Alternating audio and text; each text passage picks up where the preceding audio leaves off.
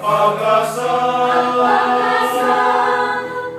Pag-ibig ang siyang buklod natin, di mapapawi kailan pa man.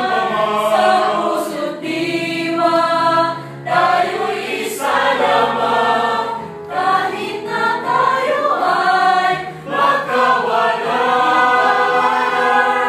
Pagkat ang Diyos natin, Diyos ng pag-ibig, magmahalan tayo at tulungan.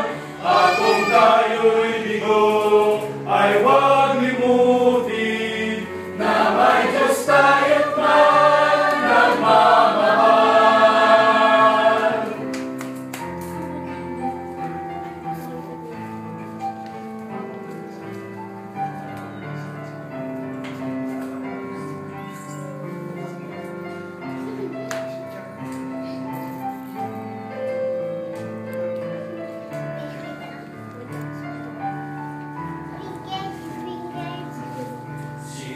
sikapin sa ating paghahanap.